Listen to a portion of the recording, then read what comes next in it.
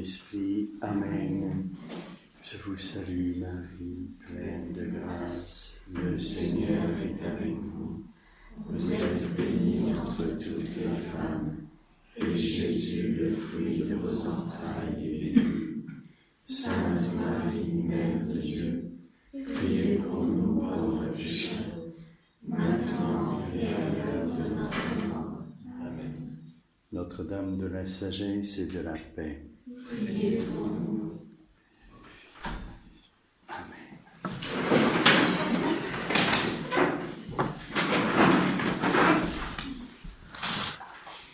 Voilà, alors, nous continuons de vivre ce Triduum et nous essayons de bien rester dans le silence. Oui.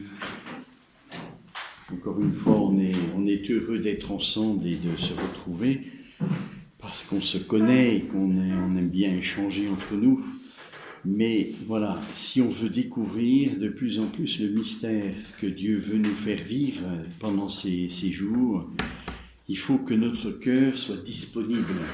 Il faut que nous soyons nous-mêmes disponibles dans toute notre personne. Alors, essayons d'entrer dans ce grand silence. Et aujourd'hui, c'est Samedi Saint, c'est un temps de silence parce que il n'y a plus rien. Le Christ est absent, il n'y a plus que le cadavre de Christ qui est au sépulcre. Donc c'est un moment de silence très profond. Et on essaye d'y entrer. Si on veut entrer dans le mystère du sépulcre et qu'on parle trop, eh bien on ne peut pas y entrer. Et c'est tellement dommage parce que le Seigneur veut nous donner des grâces très profondes. Et il faut absolument que nous nous disposions à cela. Si on aime le Christ et puis qu'on lui fait confiance dans sa conduite sur nous, eh bien on entre pleinement dans ce qu'il nous demande. Alors essayons de faire encore un ultime effort, et un peu pour très longtemps, une journée. Essayons vraiment d'entrer dans ce silence, qui n'est pas une absence matérielle. Le sépulcre, on le verra, ce n'est pas une absence complète. Il y a quand même une présence. Et donc ce silence, c'est pas le signe d'une absence. Au contraire, c'est le signe d'une présence qu'on aime et qui nous prend totalement. Si cette présence aimante, elle nous prend, on rentre dans le silence. On n'a pas envie de parler. Oui. Et ça, il faut s'habituer à vivre ça. Sinon, on est pris par l'agitation du monde. Le monde est un monde de communication. Même la technologie est au service de cette communication qui s'amplifie tout le temps. Une communication qui peut être silencieuse. Quand on regarde Internet, il y a que des images, il n'y a pas de paroles. On peut en mettre des paroles, mais la plupart du temps, c'est des images. Et pourtant, c'est pas silencieux. C'est pas silencieux parce que ça nous parle intérieurement. Vous voyez ? Le silence est vraiment une présence aimante. Et là, on n'a pas besoin de parler. Alors, essayons d'y rentrer. C'est vrai que le monde ne nous aide pas à cela. Il aide au contraire à l'extériorité.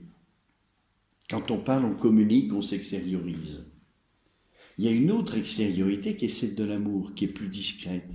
Elle est invisible, elle est silencieuse.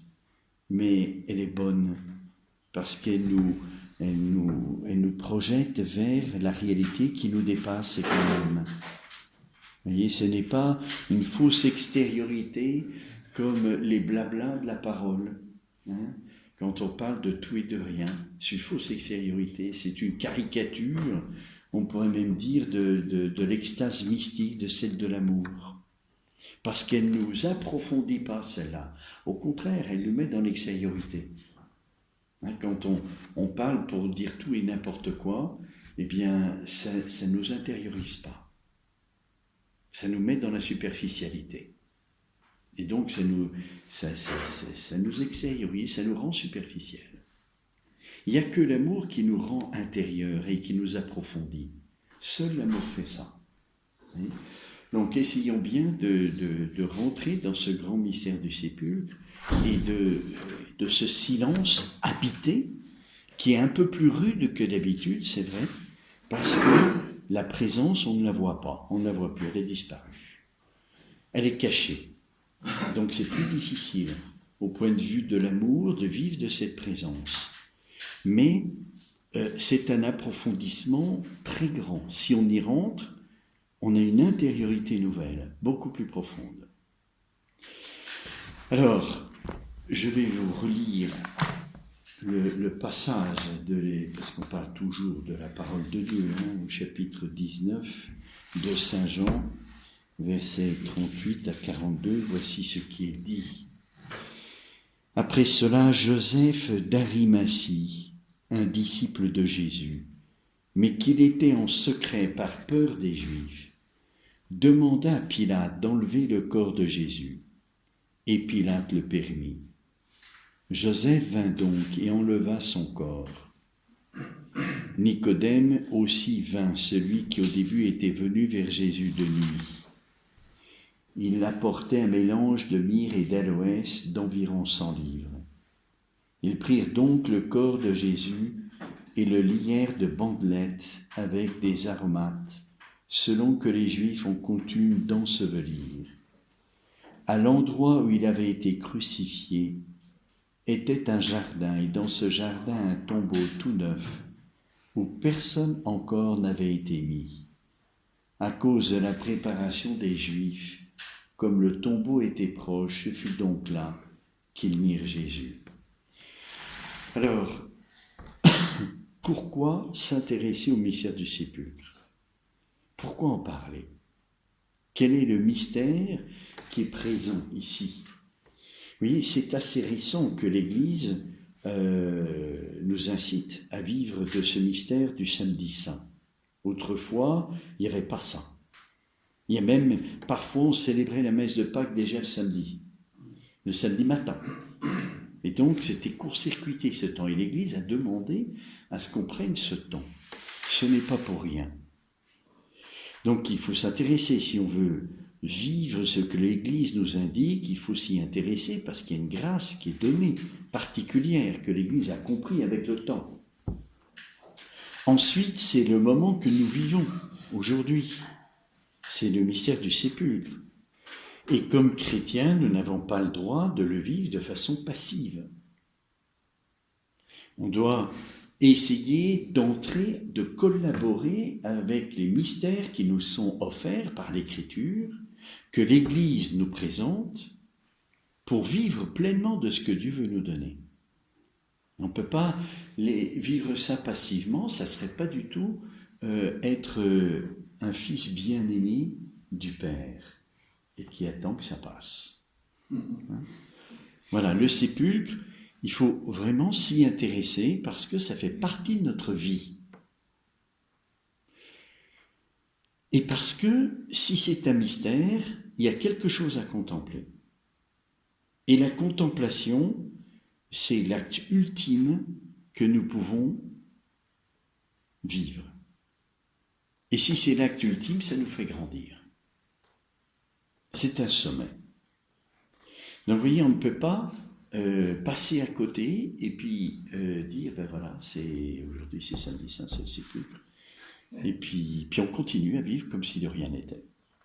On continue à faire tout ce qu'on avait à faire, et même quelquefois on fait un peu de ménage parce qu'on s'ennuie, on ne sait pas quoi faire, alors on passe le temps en faisant de l'ordre, etc. Et puis on ne vit pas du tout chrétiennement quand on fait ça. Vivre chrétiennement, c'est contempler les mystères qui nous sont donnés à contempler pour grandir dans notre personne chrétienne, pour grandir dans notre vie spirituelle. Voilà.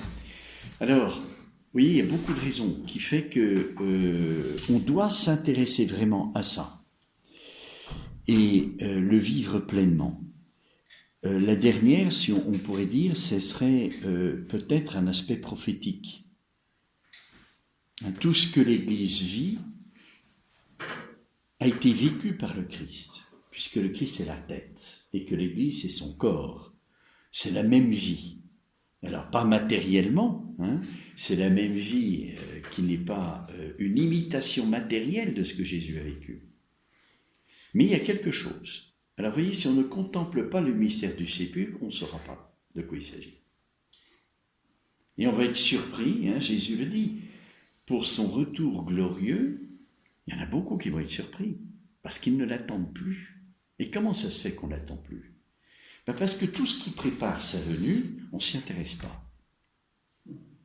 Alors, dans la vie du Christ, qu'est-ce qui annonce le retour glorieux du Christ? C'est sa résurrection. C'est le retour du Christ sur la terre, la résurrection, avec des apparitions. Alors, ce n'est pas un retour comme quand il est venu pour la nativité, mais c'est quand même ça. Il revient glorieux et donne sa présence. Alors, qu'est-ce qui prépare ça, si ce n'est pas le sépulcre? Entre autres, il n'y a pas que ça qui prépare la résurrection, le retour du Christ, mais c'est le sépulcre. Si l'Église attend, et l'Église attend le retour du Christ, comment s'y préparer? Pas seulement en l'espérant et en attendant, il y a une pédagogie de Dieu qui s'appelle l'économie divine, qui nous prépare, et ne faisons pas comme le peuple juif. Dieu a préparé pendant 2000 ans le peuple juif à la venue du Christ, à la première venue. Nous attendons la seconde venue. Il y a des préparations. Et entre autres le sépulcre, c'est la préparation ultime, c'est la dernière. Donc, en quelque sorte, qui achève toute la préparation. Alors, si on ne s'intéresse pas à ce... Mais je parle aussi pour moi, voilà, je ne fais pas la leçon. On est tous on doit tous s'investir de plus en plus dans ce mystère. On n'a jamais fini, c'est inépuisable. Donc on ne peut pas dire, j'ai déjà creusé la question et puis c'est fini. Non, c'est un mystère, c'est inépuisable. On peut toujours aller plus loin.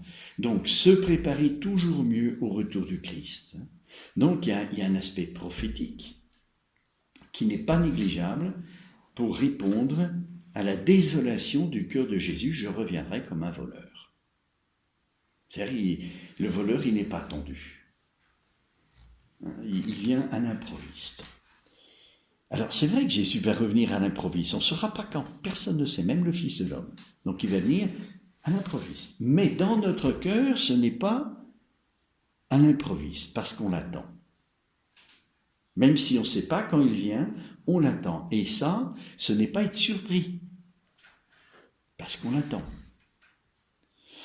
Alors, ceci dit, pourquoi est-ce que Dieu a voulu ce mystère du sépulcre, que nous répétons chaque année, qu'on essaie de vivre, tant bien que mal, quelle est la raison de ce mystère du sépulcre? Le pourquoi éclaire toujours. Alors pour autant qu'on peut le comprendre, parce que c'est un mystère qui nous dépasse, on ne pourra jamais entrer complètement. Mais pourquoi? Pourquoi Dieu a voulu ça? Alors, je vais essayer de méditer avec vous ce mystère, en essayant de comprendre dans l'économie divine qu'est-ce que ça représente, pourquoi Dieu a voulu ça, en regardant 3 aspects qui ne sont pas les seuls du mystère du sépulcre, mais qui me semblent très importants pour entrer dans le mystère. La première chose, c'est que c'est une absence. Et c'est la première chose dont on se rend compte quand on vit le samedi saint. Les tabernacles sont vides, les images sont voilées, il n'y a rien, entre guillemets. Vous voyez, c'est une absence terrible. Terrible parce qu'elle est douloureuse et elle est un peu triste. Ensuite, c'est une séparation. Parce que Marie doit quitter le sépulcre. Elle ne peut pas rester auprès du cadavre de Jésus. Et puis, c'est une attente. Voilà 3 moments dont 2 semblent négatifs, mais qui sont en réalité très positifs. Et puis le dernier, qui est le point de vue de l'attente. Alors, cette absence, ce n'est pas une absence totale, c'est impossible. Dieu ne peut pas se retirer totalement. Il ne le peut pas, même métaphysiquement, parce qu'il est infini. Et donc, il est partout. Mais Dieu ne peut pas se retirer. Impossible. Dieu ne pourrait pas faire ça du reste. Pourquoi? Parce qu'il nous a créés pour la béatitude. Et donc, il nous a créés pour faire un chemin de sainteté qui nous conduit à la béatitude. Et ce chemin de sainteté, c'est un chemin de vie. La grâce est une vie surnaturelle. Donc, faire ce chemin de sainteté, c'est un chemin vital. Alors, pour comprendre mieux ça, et pour comprendre mieux pourquoi il y a ce mystère du sépulcre, il faut revenir au plan naturel à ce que c'est que la vie. Et la vie, dans notre expérience, sans entrer dans les détails de l'analyse, mais dans notre expérience, il y a 3 étapes. Il y a la croissance, il y a le sommet, et puis il y a la dégradation.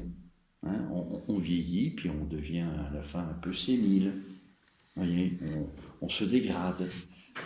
Dans la vie surnaturelle, il n'y a pas ces étapes-là. Il n'y en a qu'une seule, c'est la croissance. Et puis l'acmé après, mais on ne peut rien dire, c'est la béatitude, dans le ciel. Mais tant qu'on est sur la terre, on vit cette croissance. Comment se fait cette croissance? Eh bien, comme toute vie, la vie grandit par l'assimilation. On assimile, que ce soit au point de vue végétatif, le corps, que ce soit au point de vue spirituel, on assimile. On développe son intelligence et sa volonté en multipliant les actes. Alors au plan surnaturel, on grandit, on fait notre chemin de sainteté en multipliant les actes de foi, d'espérance et de charité. C'est ça qui nous fait grandir en sainteté. Alors on se nourrit de quoi? Alors principalement, la charité, l'amour se nourrit de l'amour. Elle se nourrit de la présence de la personne aimée. Plus je fréquente une personne aimée, plus je l'aime. Je me nourris de cela. Mais, il y a un mais. C'est que parfois, même dans l'expérience humaine, on fait l'expérience de ça. C'est-à-dire que quand on est trop ensemble, trop l'un sur l'autre, eh bien ça va plus, on étouffe. Et on a besoin de se séparer pour mieux se retrouver. Parce que la nature est faite de cette façon-là que elle est un petit peu accaparante, surtout par rapport au bien. On aime tellement le bien que petit à petit, on l'accapare. Et c'est étouffant. Et donc on a besoin de s'écarter, de s'éloigner. Et quand on fait une retraite, parfois, les circonstances font qu'on est obligé de se séparer. Et après, on se retrouve. Et on se retrouve de nouveau d'une façon plus merveilleuse encore. Vous voyez, alors, la grande question, c'est pour Marie. Parce que Marie n'a pas besoin de cette séparation. Et pourtant, c'est elle qui l'a vécu de la façon la plus forte. Donc il y a autre chose. Alors, comment est-ce qu'on peut comprendre ça? Vous vous rappelez ce petit passage de l'Écriture où les pharisiens et les Juifs se lamentent que les disciples de Jésus ne font pas les purifications et ne jeûnent pas. Et Jésus répond en disant « Comment pourraient-ils jeûner tandis que l'époux est encore avec eux? Mais un jour viendra où leur époux sera enlevé et là ils jeûneront. » Donc, pour comprendre le mystère du sépulcre où l'époux nous est enlevé, Jésus se sert de 2 choses, le jeûne et le lien de l'époux et l'épouse.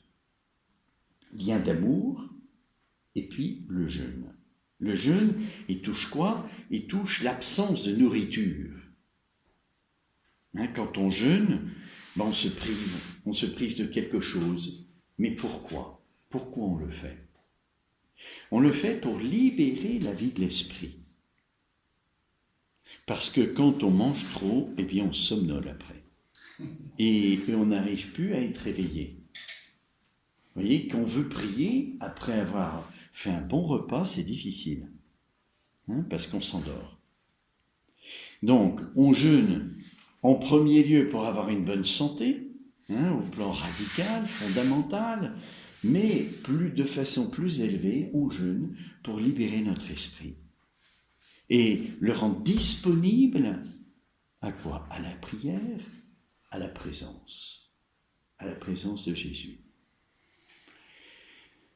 Alors, Jésus nous fait comprendre que quand l'époux est enlevé, il y a un jeûne qui est l'absence de quelque chose qui fait partie de notre croissance. Mais comme je vous l'ai expliqué, Dieu ne peut pas nous enlever ça, parce qu'il nous fait cheminer dans la sainteté, il nous fait progresser, et on a besoin de cette présence pour progresser. Et cependant, il y a quelque chose qui nous est retiré. La présence de Dieu, elle est multiple. Comme je vous l'ai dit, Dieu est infini, donc il est présent partout. Et puis il est présent aussi parce qu'il est le Créateur. Il est présent par son action. Parce qu'il nous donne la grâce.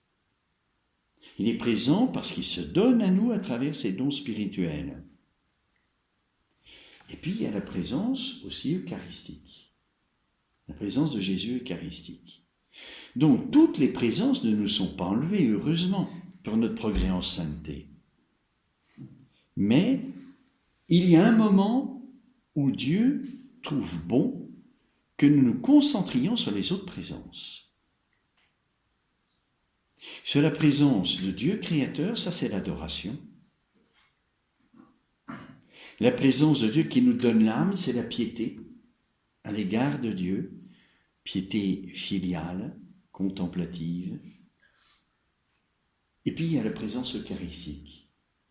C'est celle-là qu'on vit, c'est-à-dire qui nous est retirée aujourd'hui, pendant tout le samedi saint. Alors, réfléchissons pourquoi est-ce que Dieu a voulu nous retirer cette présence. Les autres, c'est impossible, métaphysiquement, on ne peut pas la retirer. Mais celle-là, oui. Parce qu'elle fait partie d'une surabondance de l'amour. On touche quelque chose qui, normalement, nous permet de pénétrer dans la surabondance. Alors, c'est la nourriture par excellence. Je vous ai dit, l'amour se nourrit de l'amour. Alors, quand on a un signe, l'Eucharistie est un signe sacramentel, de la surabondance de l'amour. C'est ça qui nous permet normalement de progresser le plus. De progresser le plus dans notre chemin de sainteté. Et voilà que ça nous est retiré. Alors pas complètement, puisqu'il y a la communion du vendredi saint, et puis le samedi saint se termine par la vigile pascale. On a la communion quand même tous les jours. Mais il y a quelque chose qui nous est retiré. Alors si on veut comprendre le mystère du sépulcre, ça en fait partie. De comprendre pourquoi est-ce que Dieu a voulu ça. Vous voyez, je suis un être intelligent, Dieu m'a donné une intelligence, m'a donné la foi, c'est fait pour chercher ça, pour comprendre. Et collaborer mieux. Alors qu'est-ce que ça veut dire ? Pour ça, il faut, je crois, regarder quelle est l'intention de Dieu quand il nous a donné les sacrements. Pourquoi nous a-t-il donné les sacrements ? Il y a une sagesse dedans. Et Dieu nous a donné des signes parce que nous sommes des êtres de chair. Nous voyons, nous entendons. On a les 5 sens dont on se sert pour la vie spirituelle, pour la vie de l'intelligence et de l'amour. Alors avec le péché originel, tout a été désordonné. C'est-à-dire tout l'aspect de la vie sensible et de la vie instinctive ont voulu prendre leur autonomie en dehors de leur service à la vie spirituelle. Il y a une désharmonie très profonde qui s'est inscrite dans notre personne humaine et qui nous met en difficulté. Alors, le génie du Christ, c'est quoi ? Eh bien, c'est de raccorder la vie spirituelle avec la vie sensible, de refaire le lien. C'est-à-dire qu'à partir d'un signe, je fais un acte de foi. Je vois l'Eucharistie qui est visible et je dis le Christ est là. Donc voilà de nouveau toute ma sensibilité qui est ordonnée à la vie spirituelle, surnaturelle cette fois-ci, et donc qui fait le mouvement contraire du péché originel qui nous a désordonnés. Tous les sacrements nous réordonnent à la vie spirituelle. Ils sont faits pour cela.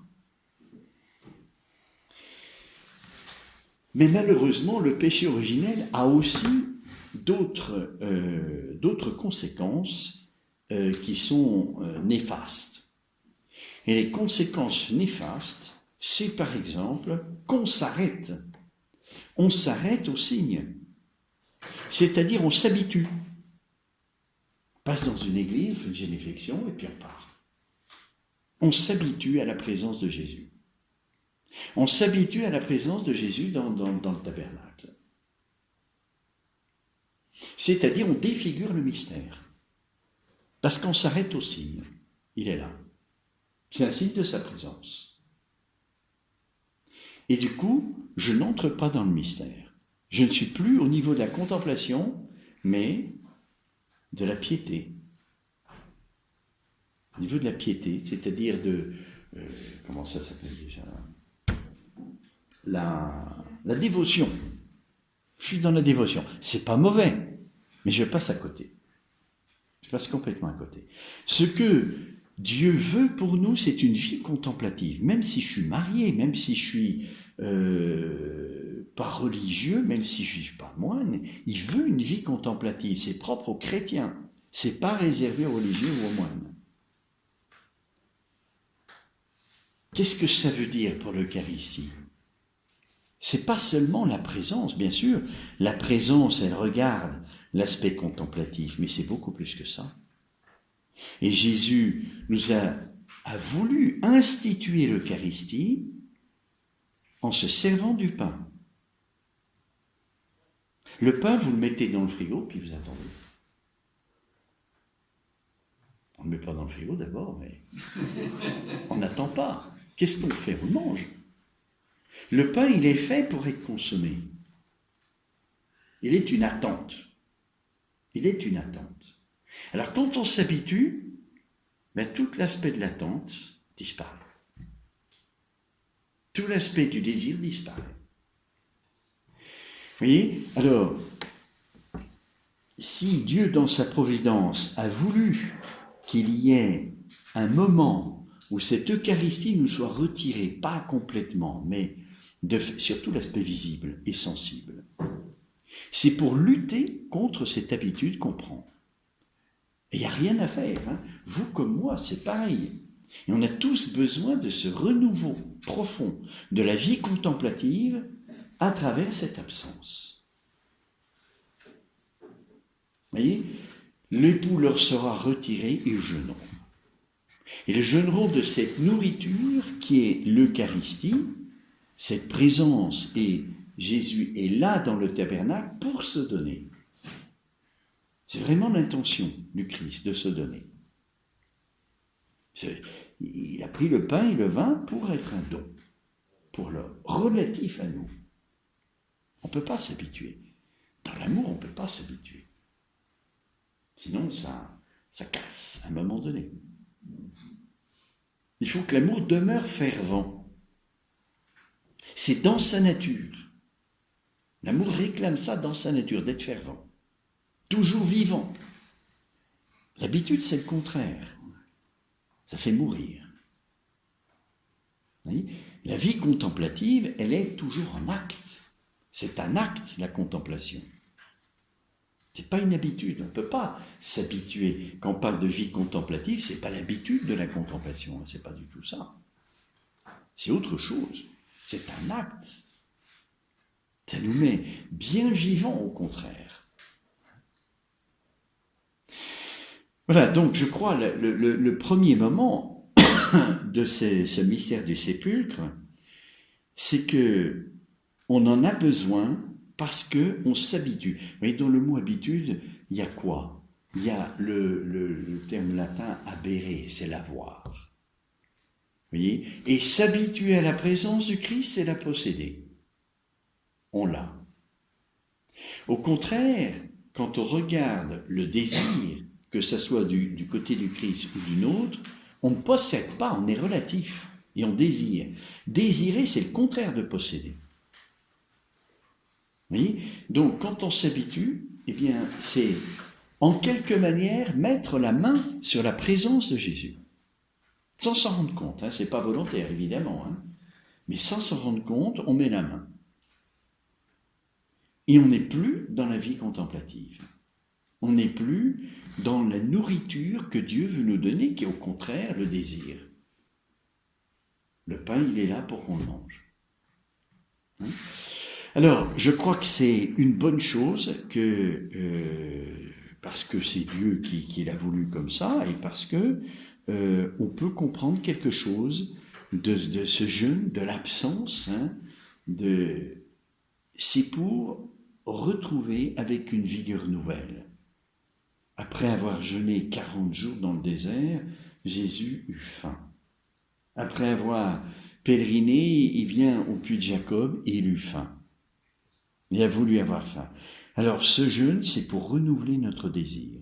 Notre désir, vous voyez, le vendredi saint et le samedi saint, il nous éclaire le jeudi saint. Hein? L'institution de l'Eucharistie. C'est fait pour ça. Alors, et c'est, au point de vue temporel, c'est un peu à l'envers. Mais le jour de Pâques, voilà, c'est comme un jeudi saint renouvelé, la présence de Jésus ressuscité que l'on fête et qu'on célèbre. Voilà, donc la première chose, donc, c'est cette absence que l'on comprend, dont on a besoin parce que nous sommes des personnes qui, malheureusement, accaparent. Alors, le point de vue de l'époux et de l'épouse, c'est le point de vue de l'amour. Hein. Jésus disait, l'époux leur sera enlevé, et ce jour-là, ils jeûneront. Donc, l'aspect du jeûne, on a compris. Hein. C'est pour renouveler notre désir contemplatif. Et l'aspect de l'époux, c'est lié à l'amour. Oui. Et encore une fois, au plan humain, on fait cette expérience que quand on est séparé, on touche mieux la nécessité de la présence de l'autre quand on manque. Hein. Ceux qui ont vécu la pauvreté, ils savent ce que c'est, ils connaissent la valeur des choses.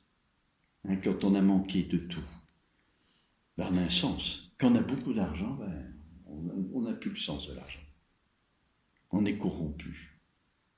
Parce qu'on n'a plus le sens et la valeur des choses.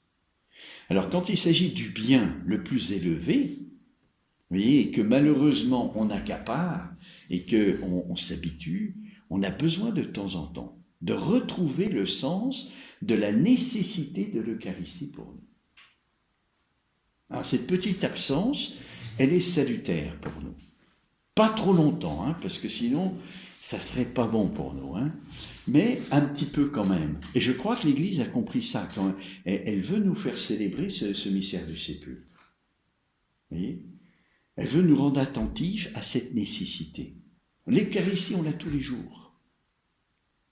On peut l'avoir tous les jours. On l'a au moins tous les dimanches. Alors quand on va à la messe tous les jours, c'est le grand danger de ceux qui sont pratiquants fervents, c'est de s'habituer. Et puis à la fin, ça devient mécanique. Et on dit même, je me sens mieux, si je ne fais pas la messe, je ne me sens pas bien. Vous voyez, donc je vais à la messe parce que je me sens mieux. Et ça, c'est horrible, c'est se servir de quelque chose, d'un moyen pour moi, pour mon bien-être. Mais non, le Christ n'est pas un moyen. Même s'il se fait moyen, il se fait nourriture, c'est en vue de la béatitude, c'est en vue de la contemplation, c'est pas pour que je me sente mieux. Le Christ à la croix, il s'est pas senti très très bien. Il était dans une très grande souffrance et dans une paix intérieure profonde, dans une joie intérieure profonde. Donc il se sentait bien dans ce sens-là, mais il a quand même souffert énormément. Hein. Une souffrance qu'on ne peut pas imaginer, c'est un mystère là aussi. Voilà, donc pour ce premier point du sépulcre qui est l'aspect du manque, l'aspect du jeûne, l'aspect de l'absence du signe eucharistique, pour qu'on ne réduise pas l'Eucharistie à l'aspect visible et sensible. Vous voyez, comme c'est important de faire de la philosophie. La philosophie, ça réveille l'intelligence. Si on ne la réveille pas, on s'arrête à l'aspect sensible. Et tout l'aspect surnaturel, puis on tombe dans la piété, dans la dévotion. Parce qu'on s'arrête à l'aspect sensible. On met une petite bougie à Sainte-Thérèse, puis on est content. On a fait une bonne action. Vous voyez ? La philosophie réveille l'intelligence pour qu'on ne s'arrête pas à la vie sensible, mais qu'on s'en serve. Ça a des conséquences au plan de notre vie chrétienne, vous voyez ? Au plan de notre vie chrétienne, la première conséquence, c'est ça. Alors, heureusement, Dieu nous aide. Je vous ai dit comment il a institué les sacrements justement pour remettre la sensibilité au service de la vie spirituelle, mais il nous l'enlève de temps en temps. De temps en temps, c'est rare, c'est le vendredi saint, pour redonner ce désir. Renouveler ce désir profondément. Vous voyez, là, il y a déjà une résurrection qui se fait là. La résurrection, c'est la vie qui revient. Et la vie, elle revient à travers le désir. Vous voyez, c'est pour ça que c'est une préparation au mystère de Pâques. Je disais, la préparation au retour du Christ, c'est de le désirer, d'attendre. Vous voyez, on se prépare à recevoir la personne aimée quand on désire la recevoir. Quand on désire sa présence. C'est la meilleure manière d'accueillir une personne qu'on aime. C'est de la désirer. Si on attend le retour du Christ dans l'amour, eh bien, on désire sa venue. Alors, l'Eucharistie, c'est le désir du retour du Christ, parce qu'après le vendredi saint, c'est le jour de Pâques qui revient. Il est ressuscité. Voilà, donc une coopération, vous voyez, de la même manière, j'ai dit, on n'a pas le droit de vivre le samedi saint en attendant que ça passe, mais si Dieu nous donne ce moment à vivre, il faut s'investir dedans, se plonger dedans. Et bien de la même manière, au plan humain, pour notre personne humaine, faire de la philosophie, c'est vital pour le plan chrétien.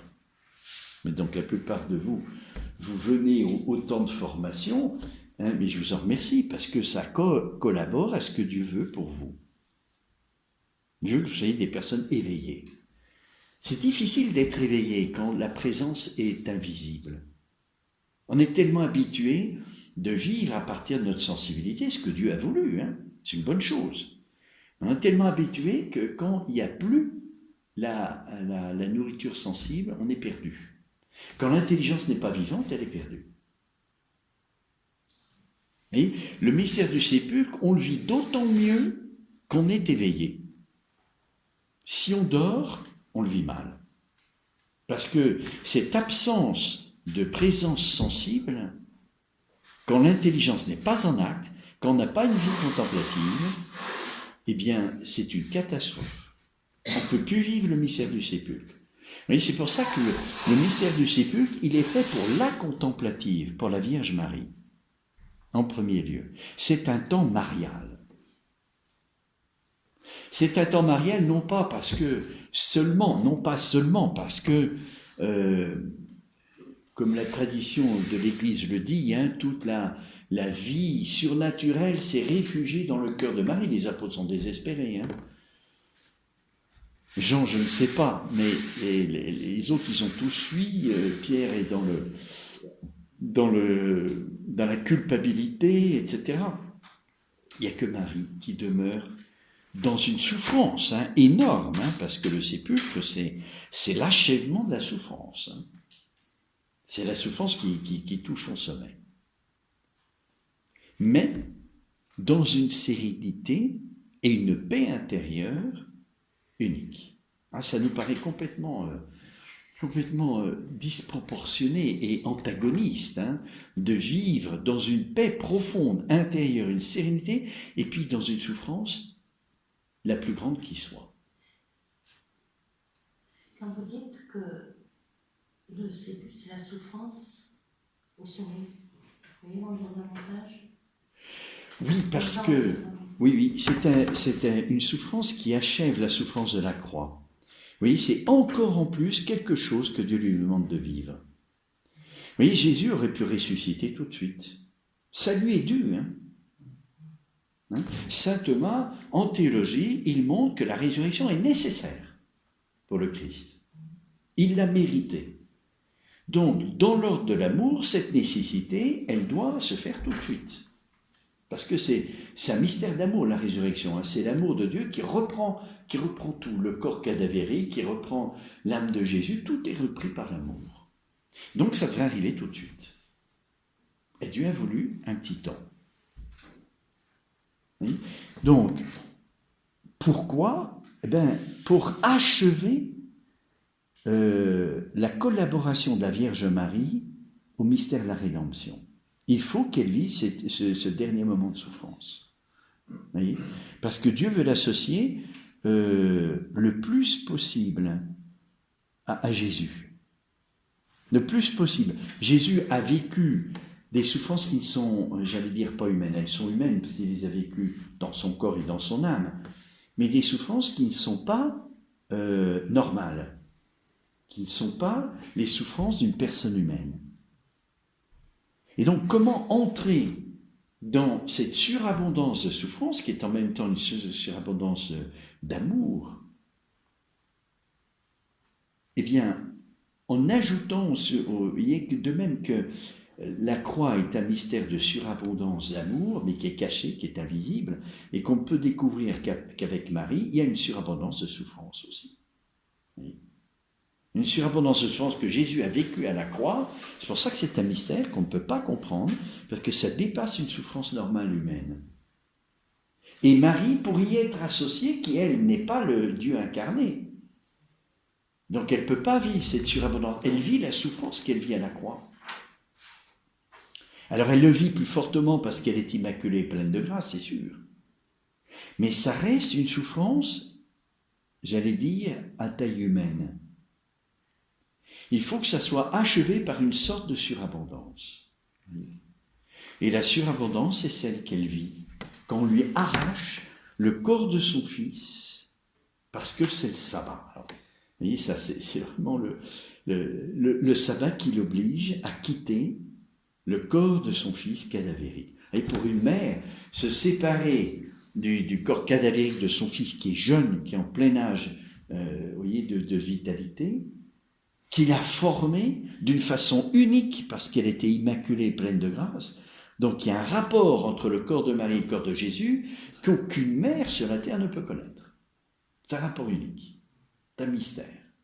Un mystère qui a la taille des grâces de Marie, qui sont des privilèges absolus. Donc on ne peut pas comprendre le lien qui est entre le corps de Marie et le corps, entre l'âme de Marie et le corps de Jésus. On ne peut pas comprendre. Donc cette séparation, mais ça c'est le point que je voulais aborder après, non, que j'aborde, oui, maintenant, cette séparation, elle est une souffrance qu'on ne peut pas comprendre. C'est un mystère. Vous voyez ? Et il fallait qu'il y ait cette surabondance pour que Marie soit associée à la surabondance de souffrance de l'agneau, qui n'est pas une souffrance de l'homme ordinaire, c'est parce que Jésus est le Verbe fait chair, et saint Thomas analyse ça dans la Somme théologique de façon très précise et très pointue, en montrant que les souffrances du Christ à la croix ne sont pas du tout celles qu'on pense, pas du tout. Elles sont multipliées à l'infini. Parce que Jésus avait une capacité de souffrir quasi infinie que nous n'avons pas. Au bout d'une accumulation de souffrance, on meurt. Mais Jésus ne pouvait pas mourir. Impossible. Parce qu'il avait le Verbe, il était le Verbe de Dieu, qui est une vitalité divine, infinie. Donc il ne pouvait pas mourir. Sauf avec un coup mortel. Là, le coup de lance dans le cœur, là, même avec une vitalité infinie, il pouvait mourir. C'était la seule. Donc il pouvait accumuler les souffrances sans limite. Sans limite. Ça, c'est une raison. Puis il y en a bien d'autres, où saint Thomas montre que les souffrances du Christ à la croix, elles sont infinies. C'est pour ça qu'elles sont un mystère. Crucifier un homme, c'est pas un mystère. C'est désolant, c'est contraire à ce que Dieu veut, mais c'est pas un mystère. Alors que la crucifixion du Christ est un mystère. Et saint Thomas détaille. Elle a compris les souffrances du Christ sur la croix ? Est-ce que Marie... Elle a vécu, bien sûr, mais à sa mesure, à elle, qui est une mesure humaine et divine, avec la grâce qu'elle avait. Vous voyez ? Donc ce sont déjà des souffrances que jamais personne n'atteindra. c'est sûr. Hein. D'accord. Mais il faut comme une surabondance. Vous voyez ? Une surabondance qui soit visible. Hein. On peut dire d'une certaine manière déjà que les souffrances de Marie à la croix sont surabondantes. C'est sûr par rapport à nous qui n'avons pas sa grâce, qui ne sommes pas immaculés. Elles sont déjà surabondantes.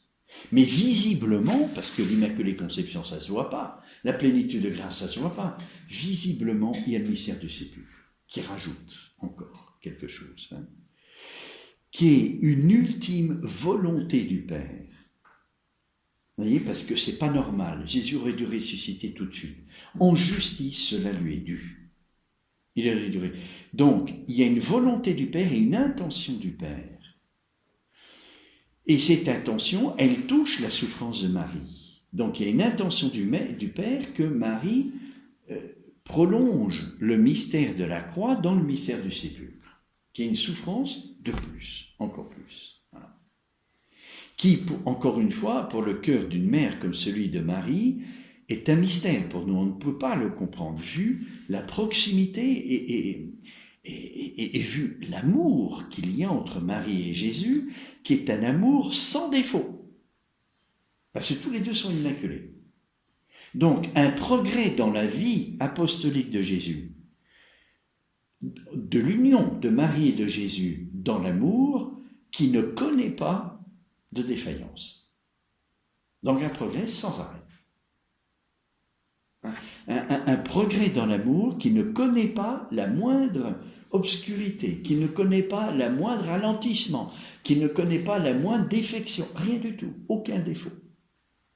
Donc, à la croix, comme le lien entre Marie et Jésus touche un sommet, parce que la souffrance permet à Marie d'entrer plus profondément dans le cœur de Jésus, en vivant la même chose que lui. La séparation qui a lieu après, même avec le corps cadavérique, est une souffrance énorme. Jésus, à la croix, dit la souffrance de la séparation du Père. Mon Dieu, pourquoi m'as-tu abandonné ? Qui est une souffrance encore plus grande que celle que Marie a vécue au sépulcre. Mais Jésus vit déjà un sépulcre à la croix. La séparation du Père. Et Marie doit le vivre jusqu'au bout. Oui. Tant qu'il y a la croix, les ténèbres de la foi ne sont pas complètes. Pourquoi ? Parce qu'il y a encore la présence de Jésus, il y a les paroles de Jésus qui sont lumineuses. Dans le sépulcre, il n'y a plus rien. Plus rien. Oui. Donc les ténèbres de la foi de Marie touchent un sommet là. Il fallait cette épreuve pour que l'amour prenne tout. Oui, c'est pas que la foi s'efface, mais elle est plus ténébreuse, mais elle grandit en certitude. Pour nous, c'est vraiment, c'est pas ce qu'on vit. Quand les ténèbres de la foi sont trop grandes, on commence à douter. Marie, c'est le contraire. Plus la foi est dans les ténèbres, plus elle est certaine. Pourquoi ? Parce qu'elle s'abandonne à cette volonté du Père. Pour la vivre, elle s'abandonne complètement. Elle est remise. Et donc la certitude est encore plus forte et plus grande. Mais nous, on ne peut pas atteindre cet état. Non, mais on est... Jésus nous l'a donné comme mère pour qu'on partage quelque chose, vous voyez, et qu'on vive le même mystère. C'est le mystère du sépulcre, vous voyez. Ça nous est donné pour que Marie exerce sa maternité sur nous dans ce moment spécial. Vous voyez, les circonstances actuelles, par exemple de la pandémie, je l'ai dit dans le chemin de croix, qu'est-ce qui se passe ? La première chose qu'on a remarquée, c'est l'absence de messe. C'était interdit au début, maintenant on a assoupli. Mais au début, on ne pouvait plus avoir accès au corps du Christ. C'est un mystère de sépulcre. L'Église a vécu un mystère de sépulcre, donc qui est un mystère marial. Et c'est peut-être pas encore fini, on ne sait pas ce que va nous réserver l'avenir. Mais vous voyez, l'Église a commencé à vivre un moment de sépulcre, parce que c'est l'absence du corps vivant de Jésus. La séparation. On ne peut plus... C'est vraiment un mystère de sépulcre. Alors dans l'Apocalypse, on nous dit, ça c'est l'œuvre du cheval noir. Le cheval noir, c'est celui de la misère. Hein? 1 denier pour pour une mesure de blé, 1 denier pour une mesure d'orge. Hein? Et tout vient manquer, c'est la disette. Cheval noir. Mais l'huile et le vin ne manqueront pas. Vous voyez? Donc, les sacrements, ils ne manqueront jamais. Vous voyez? Encore une fois, on est empêché d'aller à la messe, et bien les prêtres multiplient les messes pour permettre, et puis il y a des dérogations un peu mystérieuses, spéciales, pour pouvoir, bon, c'est encore très limité, hein, mais il se peut que dans l'avenir, on soit complètement privé, hein. Ça se peut. Au début du XXe siècle, hein, l'État a persécuté l'Église. Hein, tous les biens ont été confisqués, on a chassé les religieux de France, vous voyez. Donc, un moment de sépulcre. Le moment du sépulcre a toujours été vécu dans l'Église, mais il y aura un moment où ça sera le dernier. Un moment qui sera plus la préparation ultime au retour du Christ. Alors, il ne faut pas s'en affliger. C'est une conduite de Dieu sur nous, donc c'est quelque chose de bon pour nous. Mais il faut justement essayer de comprendre le pourquoi, pour en vivre pleinement. Donc, la première chose, l'absence. Deuxième chose, la séparation. Séparation, donc, qui est pour Marie une souffrance qui atteint un sommet, je crois, on peut le dire. Hein?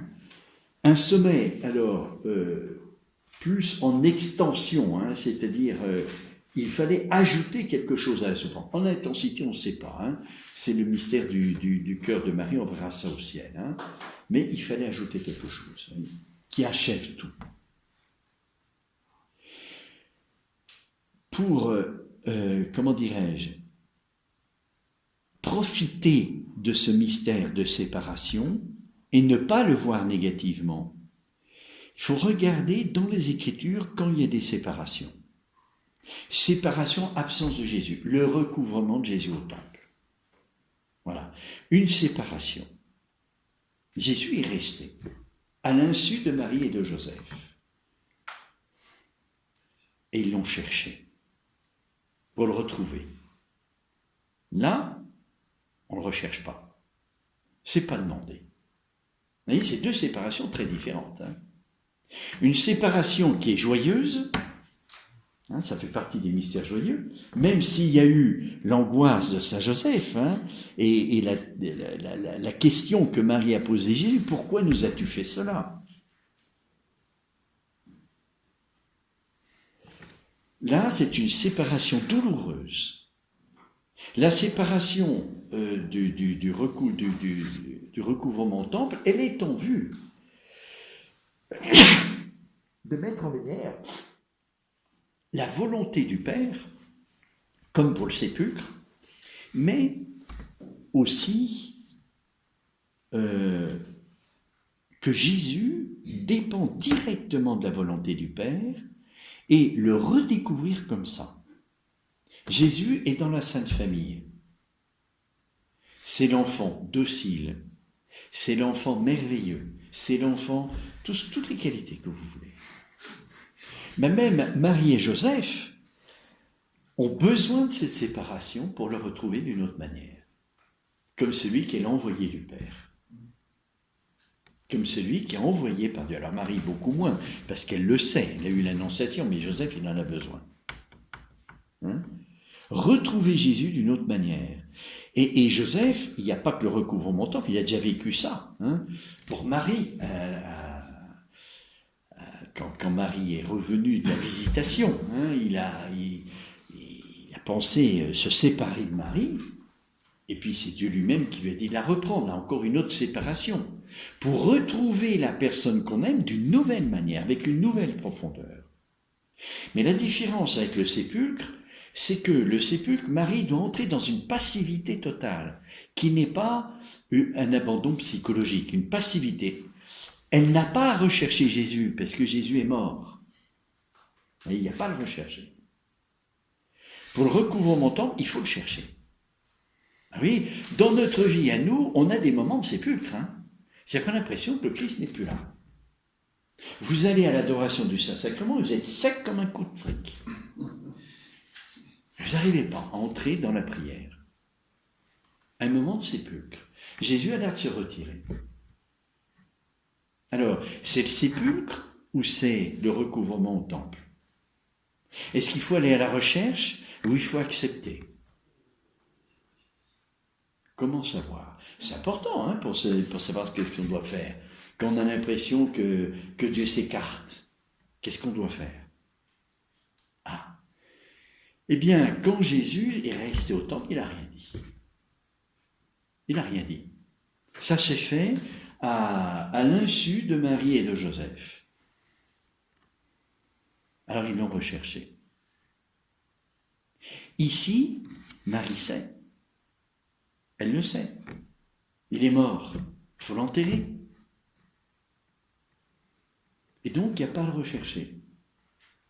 Vous voyez, quand on sait que le Christ s'est écarté parce qu'on a péché, alors on fait tout pour le retrouver. Mais il y a parfois des moments où on a besoin de cette absence, qui n'est pas une vraie absence, mais une certaine absence pour retrouver plus profondément le Seigneur. Donc il ne faut pas s'inquiéter. C'est un mystère de sépulcre pour un renouveau, pour une résurrection intérieure. Donc dans notre vie, quand il y a des absences du Seigneur, c'est très douloureux, mais il ne faut pas s'inquiéter, c'est normal. Ça fait partie du parcours. Je vois que l'heure est passée. Alors, le dernier point, c'était le point de vue de l'attente. Alors là aussi, pour nous aider à entrer dans l'attente qu'a vécue Marie au sépulcre, on peut le comparer à une autre attente, par exemple l'attente de l'Avent. L'attente de l'Avent, c'est aussi un moment de désir de la présence de Christ qui est joyeux. L'attente de l'Avent, l'attente du mystère du sépulcre est un mystère douloureux qui se fait dans la souffrance pour un renouveau, pour une résurrection. Donc ce sont deux attentes qui sont bien différentes. La dernière, elle est en vue d'un mystère de lumière et d'amour qui éclate, qui est manifeste, qui est visible, et d'une présence plus intérieure du Christ. L'attente de l'Avent est pour une présence qui est celle du Christ, mais qui est plus sensible, qui est plus... Et c'est pour ça qu'elle est plus joyeuse. Vous voyez, parce qu'elle est plus adaptée à notre conditionnement humain. Tandis que la présence du ressuscité, Marie-Madeleine a du mal à rentrer dans cette nouvelle présence. Et nous aussi. On a besoin de ce renouveau intérieur contemplatif, justement, pour recevoir cette nouvelle présence et en vivre. Bon, je m'arrête là. Aujourd'hui, donc nous nous retrouvons, on essaye de bien rester dans le silence, parce qu'il n'y a que dans le silence où l'amour peut se donner totalement. Autrement, notre cœur est occupé par ce qu'on dit. Et on ne fait pas toute la place. Alors, n'ayons pas peur de ce silence, entrons-y, et puis on fera l'expérience de cette présence d'amour. Alors, on se retrouve à midi pour l'office, après le chapelet, après le repas, et puis cet après-midi, donc un chapelet à 14h40, et à 15h, 15h05, on se divisera en deux. Il y a un groupe qui partira à la ferme pour un témoignage, comme je vous l'ai expliqué. Jésus, dans la parole de Dieu, prend des exemples tirés de la nature. L'agneau, la semence, l'arbre du jardin, etc. Ces jeunes qui sont à la ferme sont en connaturalité avec la nature, en proximité unique parce qu'ils la travaillent. Et donc, ils vont vous dire, pour eux, qu'est-ce que c'est qu'un agneau? Qu'est-ce que c'est qu'une semence? Et vous allez voir que ça va enrichir beaucoup ce que Jésus nous dit quand il prend des paraboles comme ça, tirées de la nature. Des choses que quand on n'est pas professionnel de la nature, on ignore. Et donc les analogies que Jésus prend en se servant de la nature deviennent très riches. Alors c'est un moment qui est un peu complémentaire à ce que nous faisons dans nous, hein, c'est-à-dire la prédication, la liturgie, tous les mystères qu'on essaye de vivre. C'est un complément qui, je pense, va être fructueux. Alors, on va diviser en deux le groupe. Hein. Il y a une partie de 3 heures, ça va durer 1 heure, 3 heures à 4 heures, qui va rester ici pour nous aider à préparer la vigile pascale. Il y a beaucoup de choses à faire, tandis que l'autre groupe sera à la ferme. Et puis, à 4 heures, on inverse. Hein. Et puis ce soir, donc, il y aura la vigile pascale à 22h30. Voilà. Et le repas, normalement, à 19h30, je crois. Hein, le repas, c'est ça, non ? Bon, on va mettre ça au point, on vous dira ça, hein, mais normalement ça va être 19h30. Voilà. Et je vous souhaite une bonne fin de Triduum, bonne fête de la résurrection, et on vous donnera le programme de dimanche après. Hein. Donc l'office des ténèbres, nous ne le faisons pas, hein, pour pas trop surcharger. Voilà.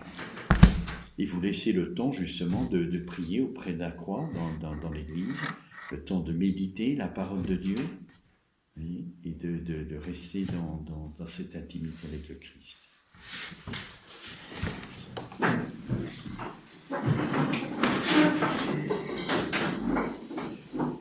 Père, Saint-Esprit, gloire soit au Père, au Fils et au Saint-Esprit, comme il est au commencement, maintenant et toujours, et dans les siècles des siècles. Amen.